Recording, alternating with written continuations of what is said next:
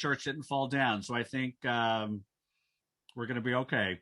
So glad you All right. could share in communion today with us. My friends, Fletcher is going to give us a charge and benediction, after which I would encourage you to stick around for a little bit. We'll just give a little pause, and then we're going to move into some Q&A, and I have a couple of questions that we'll ask Fletcher to interact with us. And then we will begin just to have a time of interaction with Fletcher around what he shared today or other questions you may have. And so we are so grateful for all of you who have been able to hang out with us this morning, spend a little time in this possibly new, strange space of Zoom worship. Or if this is a place you've been coming for the last year, we're glad that you've been able to find some spiritual grounding in this experience. So, Fletcher, I would invite you to give us our charge and benediction. Yes, sisters and brothers and friends, as we go forth from this time together, give us depth of courage and of wisdom and of energy. Help us absolutely never to fall prey to the sense that we don't matter, and that the opportunity that we have to create your world, God, is past, because it isn't. And make us well aware that the way in which we travel this journey in the right way is to do it together, supporting and challenging each other to do what's right by each other and by this beautiful earth that you've given into our care. And may your blessing, God, the God of creation, the God of sustenance, and the God of the energy that keeps us all going, may that blessing help us to stand strong today, this week, and in the weeks to come. Amen. Amen and amen. Again, I'm grateful that you all have been able to be with us today. We're going to stick around for many of us to ask questions and interact with Fletcher. So just I'll give you a minute. If you're going to take off, you can go ahead and do that. And I am now going to, you all are seeing my view. So Fletcher should be up in your corner there, unless you're in speaker view. And we'll just interact for a little bit. I have a couple of questions that I'm going to start it off with. It would really help because we're on multiple screens. I can't watch everybody's hands flailing. If you could use the raise hand feature down in your reactions. So if you could raise your hand when you have a question, that way you'll pop up on my screen. Or if I'm not seeing anybody, just unmute and say, hey, Bruce, I got a question, and we will figure all of this out. So again, the raise hand is the easiest way to do it. And that way we can make sure that your questions are in. But I want to start. So first, Fletcher, thank you so much for hanging out with us today. You're on double or triple worship services for folks like you who are serving organizations who are grateful that you're here. As you know, many in this circle have been engaged with Green Faith for a while, and these are folks who dive deep into this work. And so I'm grateful to walk into a space where that is already happening. But would love to hear a little bit more about Green Faith and kind of what is Green Faith looking forward to in the next few years, just so our folks can kind of get a sense of what you all are doing and what you're looking forward to. Sure. And it's really, really good to be with you all. And thanks for a beautiful service, and that for really, really stunningly beautiful music also. It's so nice. Not easy to do that. It's not easy to preach into a computer. I assume it's not easy to play an instrument or to sing into a computer either. So many thanks for that. So here at Green Faith, we had functioned for many years doing, we think good and helpful work focused on advocacy and campaigning. And we went into a period of reflection about 2 years ago with our board, where our board realized that they were proud of what we'd done and that it wasn't making anywhere close to the level of difference or impact that it needed to. And we saw that compared to 10 or 15 years ago, as many of you know, 10 or 15 years ago, when you talked about climate change and the environment or religion and the environment, it was like a Buddhist koan. People would sort of look at you with a little bit of confusion, like these things that go together. And now that's different. Now people get the connection. And our board said we need to figure out how to go much more into movement building mode. And so we've made a commitment, as I referenced in the sermon, to trying to do education, training, movement building work to help support the development of green faith circles in as many different places as we possibly can, believing that it's that kind of local leadership development work and making a long-term commitment to that, that is what sort of turns the tide over a period of decades.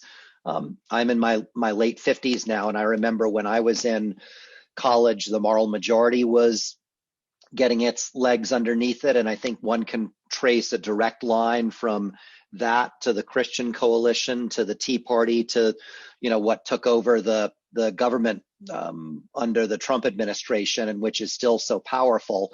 And I think we need to be committed to that same kind of long-term movement building effort that really commits to building local leadership around these issues. We're not the only group that's doing it, but I think we're the only religious group that's made a real deep commitment to that within different and diverse religious communities. So we're working on building those circles, doing the education and training, and identifying high impact campaigns and opportunities for those local circles to go into action, and working with them to do it so that it's a genuinely bottom up kind of enterprise.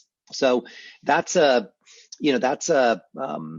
think the other thing that I'd say is when we look at what the problem is, from our perspective, you've got sort of three interconnected problems. One is that you've got governments that range from ineffective to being increasingly authoritarian or repressive. And that's a global trend that you see in an awful lot of places, from the US to Brazil to Hungary to you see it in India, where there's this neo-populist nationalism, and climate and the environment are never a top priority of those kinds of governments. The second thing that you see is an emboldened extractivist industrial sector. I mean, the data that I shared in the sermon about the growth of the fossil fuel industry after the Paris Climate Agreement, you could pull up similar data about big ag and the industrial food sector. And so you've got an emboldened extractivist economy. And then the third leg, which most people don't recognize, is the extremist and fundamentalist cultural and political forces that give moral and cultural cover to those forms of government and forms of economy. And so I think it's also really important to sort of lay out what the problems are at a big picture level, so that folks can see how they fit into this. So that's a little bit about how we see things and where we're heading. Great, thank you. I will. My last question at the end of this, I'm going to ask you any other things that we can do as activist communities. But you got a bunch of questions that are popping up in the chat. Let me just ask a question from Geraldine Moran. Welcome, Geraldine. I don't know, I've not seen your name before, but glad you're here. How can we address human overpopulation everywhere? Is that, how would you address that? We have become a global invasive species. We owe it to Mother Earth and all non-humans to at least some kind of answer. So just around population, how would you address that? Yep. What I would say on the population question is that there's research beyond doubt that the best way to address human overpopulation is to invest substantially and consistently in the education and well-being of women, in reproductive rights and related medical care, and that if we're serious about addressing that issue, we need to make those investments in the well-being of women. I also think I had a Rabbi, Larry Troster, who was a good friend for a number of years before he died, and he had a very provocative way of addressing this question about overpopulation, because he would stand up and say, well, look, it's not so comfortable for us as Jews to recognize this, but the Jewish community globally tends to be fairly well off. But we also know that we have a much larger environmental footprint than most people in the rest of the world.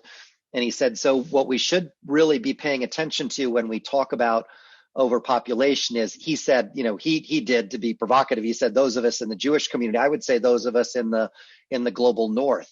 I mean, if there's anybody on the face of the planet who ought to be thinking about population control, it's us, because we're the people whose environmental footprint is devastating the planet. And I think obviously there's it's an important topic. I also think it's one that's very important. When I talk with my Muslim colleagues in Northern Africa, they look at me and they say, oh yeah, you Western environmentalists, you're afraid that there are more of us now in the world and that we're going to take power from you. So you want there to be fewer of us and for us to lower our birth rates. So I just sort of think it's important to recognize that this question about population is an important one, and that there are different ways of wrestling with it that require all of us to stretch, I think. Great. Thank you. Got a couple of questions in the chat that are somewhat similar. Craig Cornelius asked about a brother who's in natural gas industry, and then Bob Barrett talks a little bit about circles that include people who maybe work for or connected to big banks and fossil fuel. So how do you build those bridges? I mean, I think ultimately the question is, how do we have those conversations with people whose livelihood depends on the things that we're basically saying should go away? Yeah. So how do you see that happen? It's a really good question. And I think that a mistake, and Geraldine, thanks to you for posing the question, because it's a complicated question. I see your message in the chat there. It's important to raise it.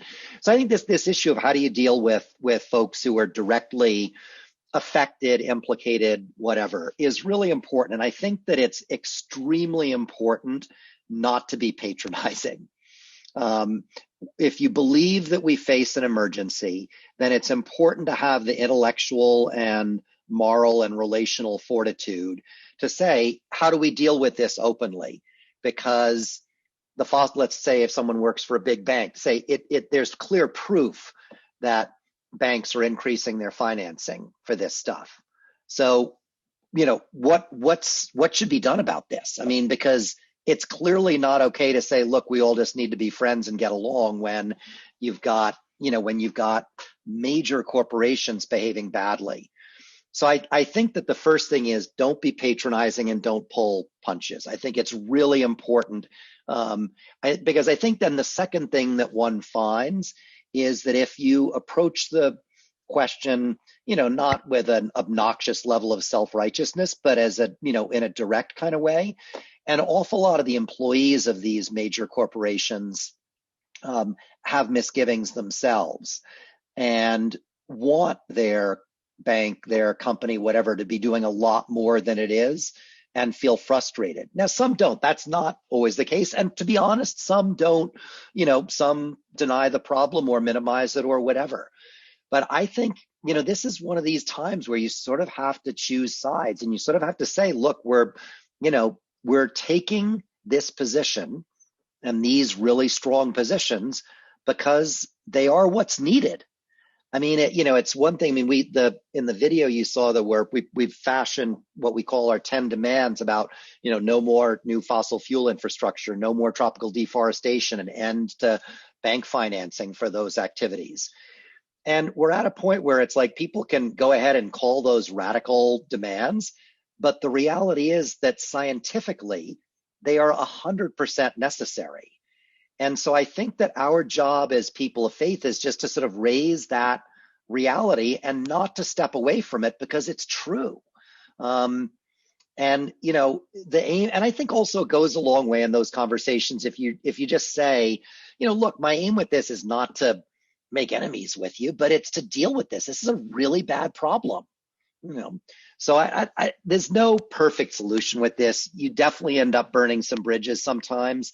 Sometimes you create tension, the fruits of which don't become evident for a couple of years or more. I mean, it's hard. There is no easy solution, but I appreciate raising the question because it's, and I see Dave's comment too in terms of the politics versus religion thing. I mean, Dave, I hear you. And at the same time, these are deeply moral challenges, I think, that we're facing.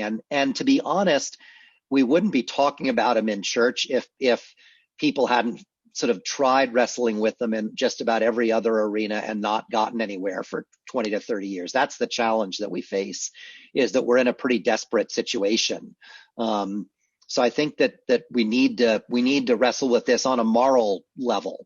Great, thank you. So don't be obnoxious or self-righteous. That's a tall ask for many of us. So just so you know, I mean, I think, and that's all relative, right? Because I think even who is obnoxious and self-righteous depends on what side of that we're on, right? I mean, it's a difficult thing. I see a hand raised, so I'm going to call on that one. And again, keep interacting in the chat, y'all. I love it. Susan Chamberlain, you're raising your hand. Go ahead and ask your question. Oh, unmute though. Sorry. I have a call to act and a question. The call to act I put in the chat, and I'm just calling people's attention to it because it so lines up with Fletcher's sermon today in terms of acting locally. And Palo Alto City Council is going to be making very tough decisions about how to get to our goal of 80% reduction in greenhouse gases by 2030.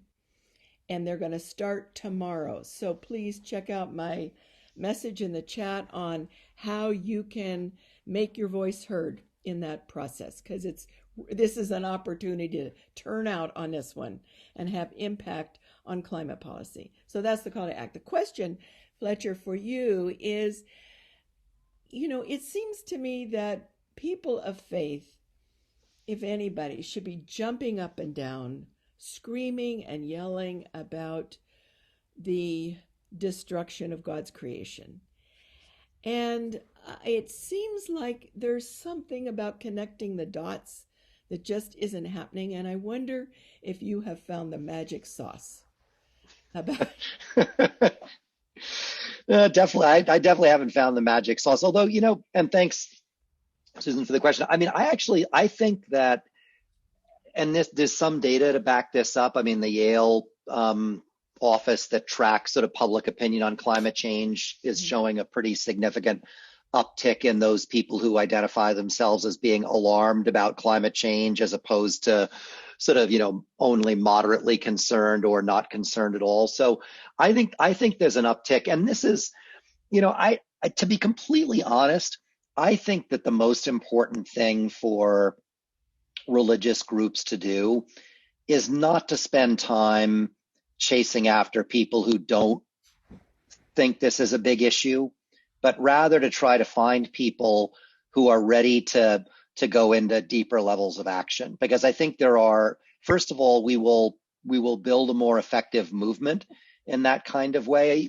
And I think that it'll be a lot more rewarding and effective also. I mean, I think if one thinks of a sort of spectrum of support where on the one hand, you've got people who are already deeply committed, and the other hand, you've got people who are like diametrically opposed, rather than spending time in the sectors of that spectrum closer to the people who are opposed, spend time sort of in that middle section trying to get those people to become more committed and more active. Because I mean, I know, look, I have climate skeptics in my own family. So my feeling is there comes a point where I've like been through the thing of arguing with them in a friendly way. And, then we've argued in an unfriendly way for a while too. And it's like, nobody, it doesn't work. But the people who, but I've also had people in my family who see that I care and who come to me after those things and say, hey, I want to get more involved. How do I get more involved? So I think that, I do think that a part of the secret sauce is pay attention to people not who are opposed, but people who are in the middle, and work on helping them become more active. I think that's an important piece. Great, thank you. I'm going to go to Janet and then Cindy. Thanks. So, Fletcher, there's a question in the chat.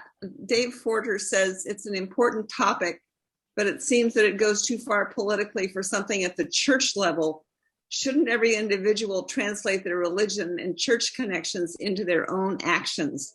Can you talk a little bit about why it's important to, well, whether or not climate change is a political issue is part of the question, but why is it important for the church to be dealing with this? I think, and I mean, I want to thank Dave for sort of sticking his neck out and putting these questions out there also. I mean, I think I got involved in this work for a couple of reasons.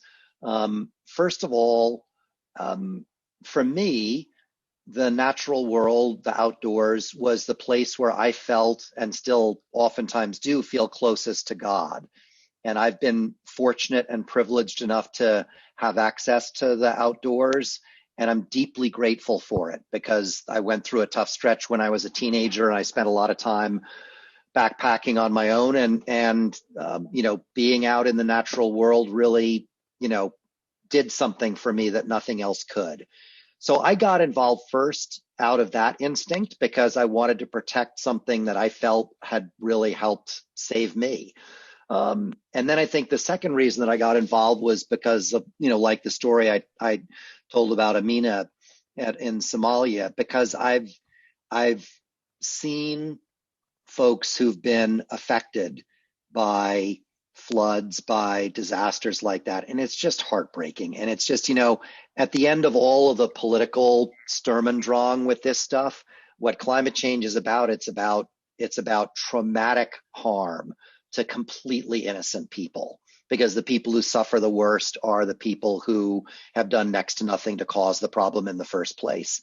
So, I get involved around discussions about policy with this, because I know that policy at a government level and shifting the culture and creating moral pressure on banks and financial institutions is how we're going to create the change that's needed to protect the planet and to prevent that kind of suffering for people who deserve every single chance to have a good life. So I just don't think one can solve the problem without being involved at a sort of at the same time at a sort of personal, economic, cultural, political level. I think that this is a very holistic problem that demands engagement on all of those levels. Great, thank you. Awesome. Cindy.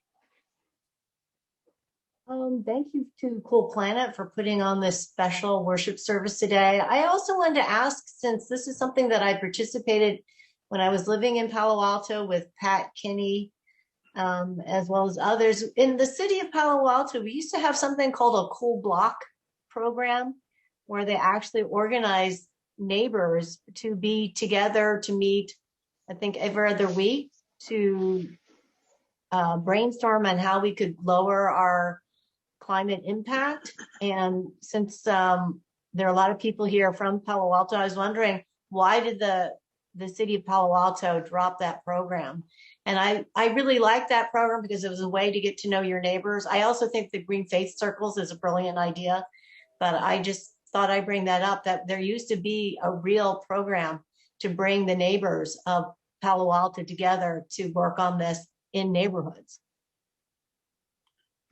I don't, Fletcher, do you know why Palo Alto stopped having this? You probably don't know that.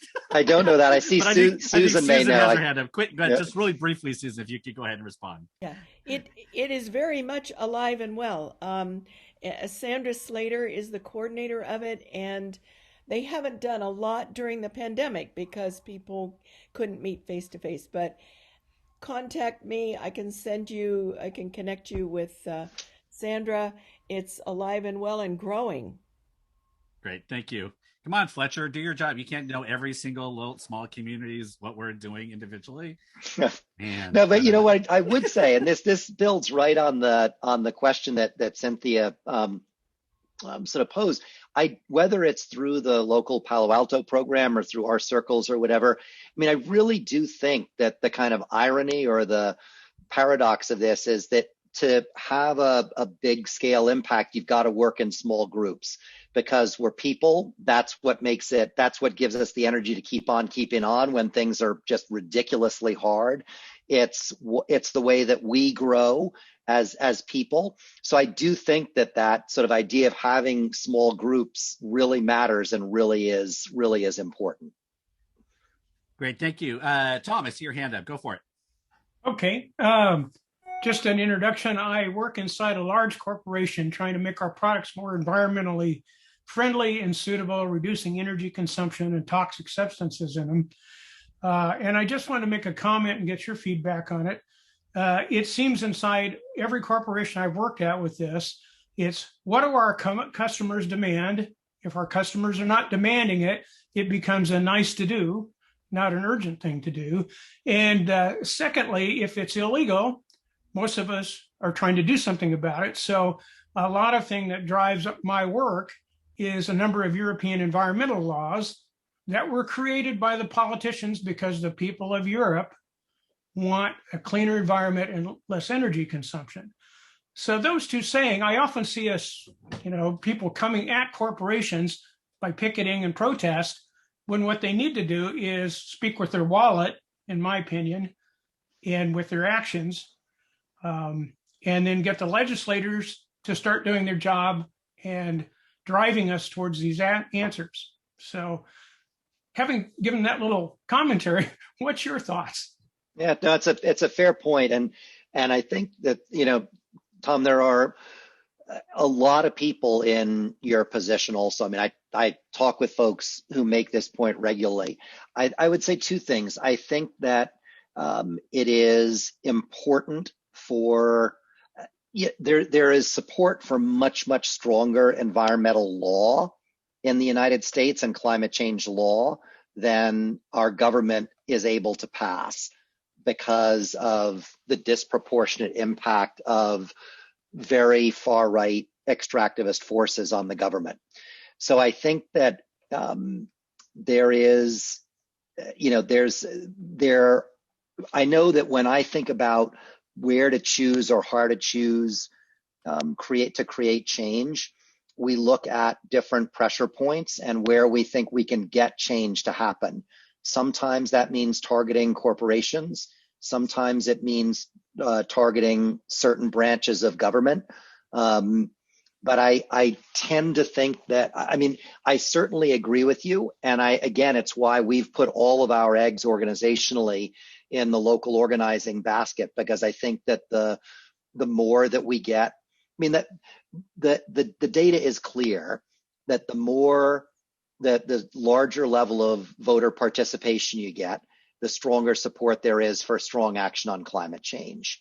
So this past year, we got involved in efforts to try to address and decrease voter suppression against African American and Latinx communities, because that's one of the best ways to get people elected who will support strong climate change legislation. So I think that there's an interconnection between these things, and and this may not be a satisfactory answer, or may not feel satisfactory or fair to you, but I also think that there are a lot of ways in which many in the corporate sector have not provided leadership enough and need to do more. I'm not saying that about your company, but I think that there's a necessary tension between civil society and corporate and the corporate world Sure. that ought to stay in place. I guess I would add to that is that no corporate CEO wants to get on the bad side of their customers or the government.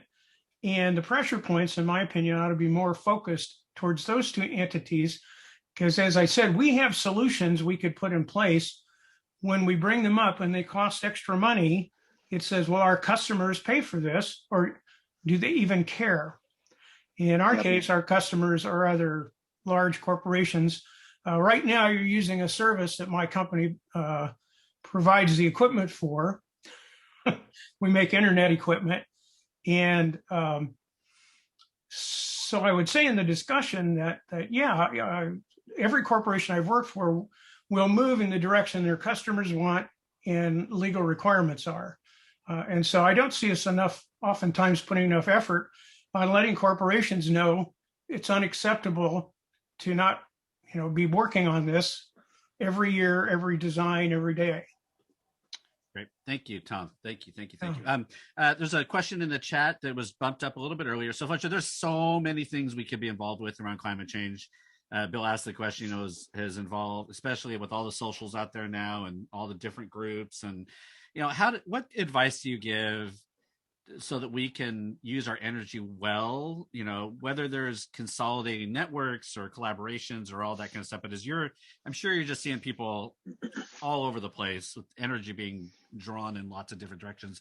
What kind of advice would you give us as we're trying to use our energy well around this? Mm-hmm. What I would say, it's a fair question, and there are a bunch of different ways that it could get answered legitimately. What I would say is I would use several criteria. I would look at first how bold and transformative are the goals of the group or organization or coalition that you're joining. I would look for groups that have truly transformative visions that do not sort of hold back about the depth of change that's required. The second thing I would look for is groups that have a real commitment to engaging across lines of racial and cultural diversity, because I think that that matters a lot. I think that the new society that's going to come into being in the United States over time is going to be much more integrated across lines of diversity. So I think having that as a factor is really key. And then I think the third thing that I would look for is, and obviously I come at this as a religious person, but how deep is the understanding of, let's say we had laws tomorrow that required that greenhouse gas emissions stopped. The problem wouldn't be solved. We've got enough climate change in the system that there are going to need to be large increases in our willingness to welcome refugees, for example. So are the groups that you're talking with and interacting with willing to think long-term and deeply and in a multifaceted way about these issues? Those are some criteria that I would think about, because I think that we're going to be forced to think in those ways within the next 5 years. Great, thank you. You had a couple of questions around it sounds like you're inspiring some conversation around the circles. So Bob and Evan are kind of asking some more questions. So what do those look like in reality? Like, are there any in our area that you know of? Are they usually like groups? Like, would Cool Planet be a circle, or the individuals? Cool Planet could definitely be a circle. I would say that circles appear in sort of probably three primary different kind of forms. One is a synagogue, church, mosque, temple has an existing Cool Planet group, green group, whatever, and they decide they want to affiliate to be part of a network and to get access to the training and to be part of a larger community. So that's one way in which that happens. Another way in which it happens is that in a number of congregations, you'll find that there are one or two or three people who really care about these issues, but that's not enough to start to get more work done. So in those kinds of situations, you'll see a small number of interested people from multiple congregations who come together because they find strength in numbers and they can get more done that way, and they get more inspired to take stuff back to their own congregation. So we've seen that kind of model. And then we've also seen the kind of model where circles come together around a specific campaign. So let's say there's plans for a new oil or gas plant in a community, and there are folks in one or more congregations that really care and that want there to be a good, strong religious partner within a coalition of groups that's pushing back on that. So a circle will come into existence to be part of a campaign in that kind of way. But I'm sure there are more. I'm pretty sure I'll ask our organizing team. I'm pretty sure that there is a circle in the Bay Area that's getting started, but I can check and we can be back in touch around that. Awesome. It sounds like there's some energy, but Let's see. Mohan Iyer from First Press is always asking interesting and provocative questions. What's your view on climate reparations? Viable, move us forward, or what? Yeah. So I think without question that they are in order. And so that, in case folks don't know, the idea of climate reparations is that if you take the sort of formal colonial power countries that Western Europe, U.S., a few other countries, that they have in the course of their activity essentially colonized the atmosphere and used up the vast majority of the available space for carbon emissions in the atmosphere. And because of that, those countries ought to pay reparations or contributions of some kind to the benefit of those countries that should have every right to increase their own standard of living to a more decent level, and and that the wealthier countries ought to absorb the cost of that. So to me, there's no question to me, it's morally unarguable. And I think that it's at the stage now where discussion about reparations for African Americans was maybe 5-10 years ago, where you pose it to, I've posed it to people in the State Department and they sort of faint and, get all wobbly-kneed and everything. But, that's the way they behaved 10 years ago, most of them, when you talked about reparations for African Americans. So, I think that, again, to me, this is the kind of idea that religious institutions ought to be the ones championing, because there's a clear, unarguable moral rationale for it, and we ought to be making it easier for people to talk about that, because that's part of our job in society. Great, thank you. All right, so we're do you have any more questions that folks want to lift up? Otherwise, I don't feel like we have to keep going unless if we're running out of questions, but I want to make sure that we get any last ones. I think I circled through. Am I seeing? Oh, Shirley, go for it. Sorry, go for it. Yes, Fletcher, before you leave us, I wanted to know a little nationally and how it has worked on an interfaith basis, what your experience is, particularly how you're dealing with communities that don't have electricity. Yep. I lost you a little bit in the middle there, Shirley, but I think you asked about what it had been like working internationally. Was that the okay, good. The international, and also the matter of working with communities that don't have electricity. Yep. So on the second one first, what we find, so yesterday in that training that I mentioned with the circle training for folks around the world, about 10 of the folks were from communities that don't have regular, reliable access to electricity and therefore to internet. And so, what we find is they are in most cases very close to the ground, literally, and they see and feel the impacts in very real ways, much more concretely than we do day to day, because they're farmers, pastoralists. And they want access to electricity because it will improve their lives in many ways, and they should be able to get that. It's just that it should be clean energy and affordable energy. So we've got a campaign that we're involved in that's trying to accelerate the amount of funding and financing available for that. I would say in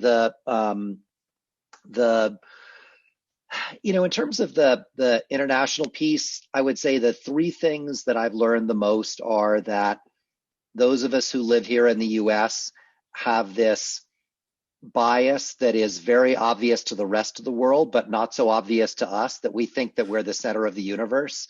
And that talk about my earlier comment about obnoxious. It's like we come across really obnoxiously a lot of the time to the rest of the world. And we need to do a better job of just being a little bit more aware of that. I think the second piece is to recognize that and this is really humbling and a beautiful thing. We're part of those of us who care about this, we're part of a global movement. And these patterns of, lousy or corrupt or authoritarian governments and destructive industry and fundamentalist religion, these are issues that people are dealing with everywhere, all around the planet, in different ways, culturally refracted, but there's a real sense of solidarity that I get through that. And then I think the third thing is it's just fun to be in touch with folks from a lot of different places. It just makes the meetings more interesting. I find I learn so much more. We were on with a couple of Buddhist colleagues the other day, and they were like, we have to find a different way of talking about this stuff because you talk about anger all the time and what a positive motivator that is. And like in Buddhism, that's not cool. That's not good. So it's just, the enriching sort of dimension of really getting to experience those different perspectives and learn from them is really a gift. Great, thank you. What Americans think we're the center of the universe? I'm shocked. This is my shocked face. Really. Seriously, we don't even know so often. Yeah. Oh. All right. We are. I did promise that we'd get out of here, but this is a good question from Debbie. Would you comment on the question of whether Biden's infrastructure bill is a good approximation of the Green New Deal, and how can we encourage more funding for renewables and get rid of the fossil fuel subsidies? Yep. So I think the answer to the second part is how do we continue to move the needle? Again, that's our answer is get organized locally and be ready to show up and work in coalition with other progressive climate groups, because consistent, repeated public pressure at the cultural and political and economic levels is going to be what's needed to get things going. So I think see yourself as being part of a movement and start to behave that way more and more and get involved locally. And I think that, look, Biden is certainly, entirely better than the prior iteration that we had. And it's also not enough. So the question is, we need to look at what's good. We need to acknowledge that. The emissions targets are not going to be aggressive enough. What any government that's really serious about climate change needs to be saying is that there's absolutely no new fossil fuel infrastructure, period, end of story. And that's not what this government is willing to say. So, I think that, and like yesterday or on Friday when Biden tried to sneak by that he was going to leave the immigration levels at the same level that Trump had done. And there was instantly an outcry because that's just such a malevolent sort of thing to do. And the administration changed. I think the good thing about having an administration like this is that they're changeable if enough of us bring pressure. And so we need to take that responsibility seriously. Great, thank you. I think Ralph Nader said something early on. It was like, we're going to vote for you so we can haunt you in your dreams. Yeah, exactly. Like there was this kind of because I think a good leadership in many ways receives critique and challenge and adjusts. And so you got a big question here from Terry. And those of you that need to take off, I did promise 11:45, but there's still some questions coming. If you need to take off, just go ahead and zip off. We will hard stop at noon though, because I think, we're all going to start fading away. But Terry asked a good question. I'm not sure if I can kind of encapsulate it, but basically, how do we have both profitable companies that are also harmless to the environment? And gosh, yeah, this question is so good. I'm trying to make sure how to answer it. I don't know if you're reading it too. Yeah, it is. It's really, really good. And I really appreciate Debbie sort of, sharing it in this kind of way, that how do we live, well inside a system where, God forbid, we run into serious medical problems or, I think the answer is, and this is where, again, it's a very sort of long-term movement-oriented thing. And there was a question earlier, I've lost it now, about, that Terry had about the, economy's basic standard of living.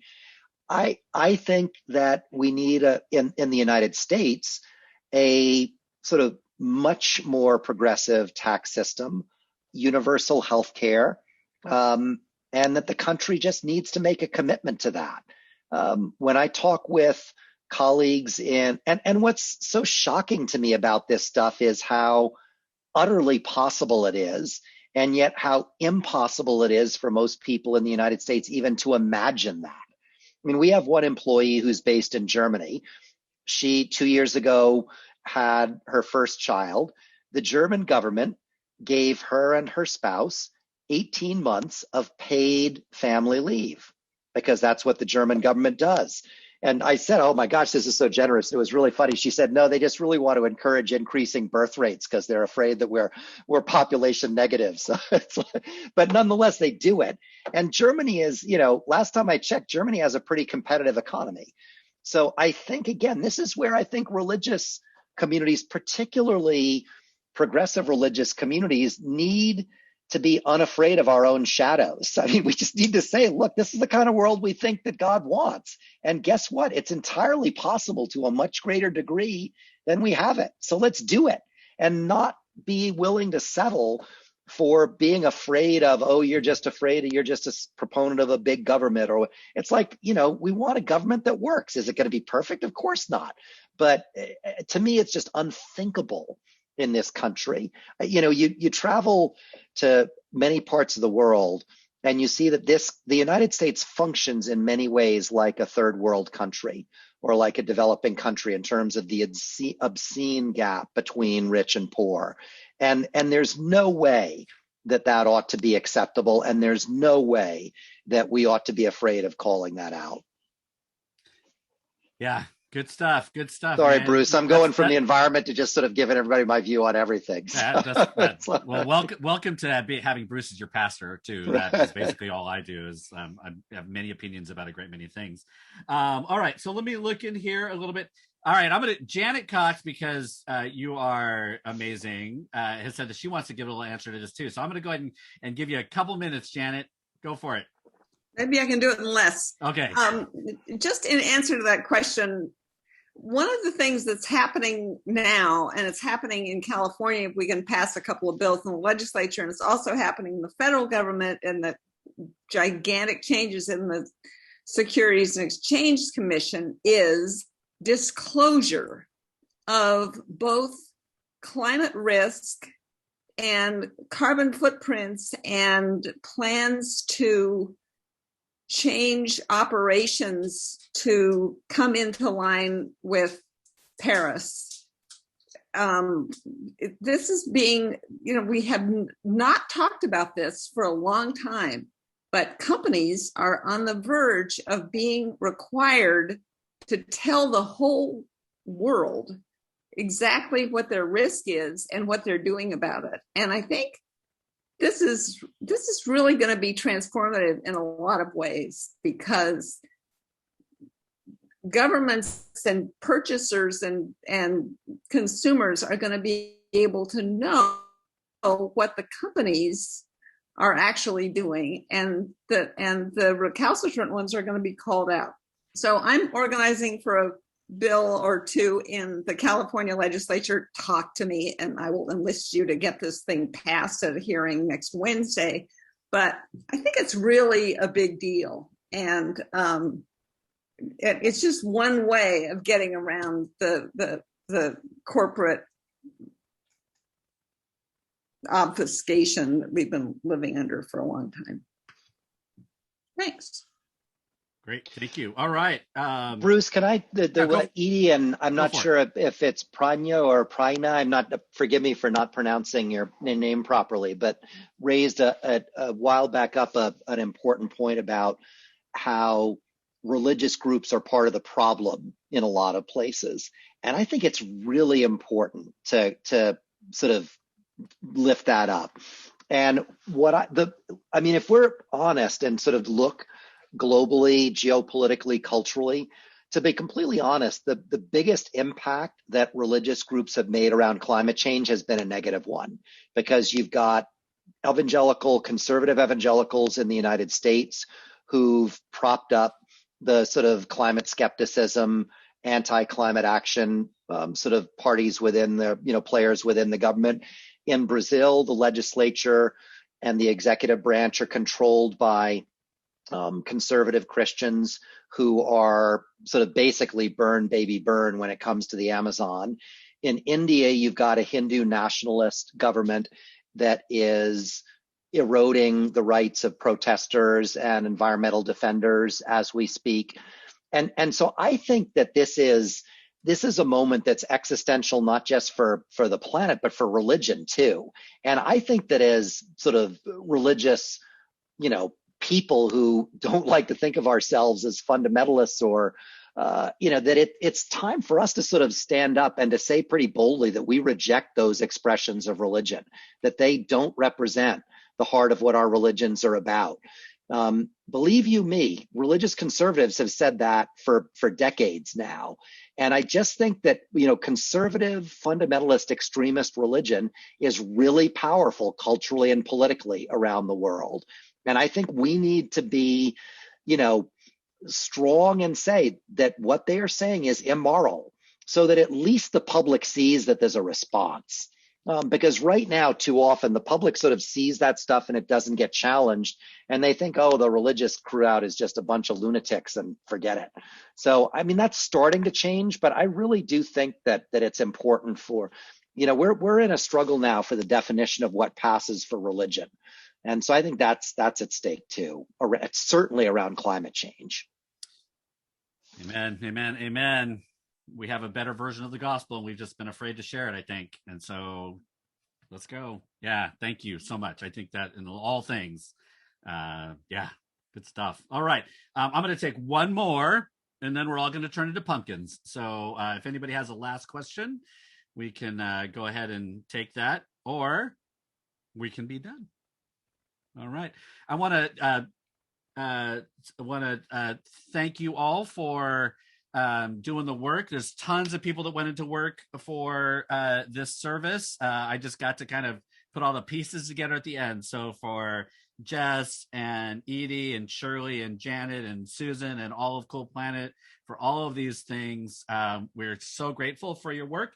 We're grateful for Valley Presbyterian Church joining us today as well and for what you're doing. And I feel like there's this burgeoning relationship in a lot of places that we're going to do good work together. So thank you. And for Fletcher and Green Faith, for all that you're doing, thank you for being here. I will create a recap of everything. So we'll get all this stuff. We do save the chat and I'll get all the videos and links to all that kind of stuff. So we'll make sure we get that. If you are brand new to being with us, welcome into the First Presbyterian Church of Palo Alto space. And we're glad that you found us, however you may have found us. And so, again, if you have any questions about anything that's going on here, feel free to ask. So I think we're done. So I appreciate all of you. Yay, you can go ahead and show a clap in the thing. And as they say, you don't got to go home, but you do got to get out of here. So have a great rest of the week, and we will see you when we see you again. Thank you, Fletcher, for being with us today. Enjoy the rest of your day. All right. Thanks a million. Take care, all. Peace out, all. Thank you, Take Fletcher. care.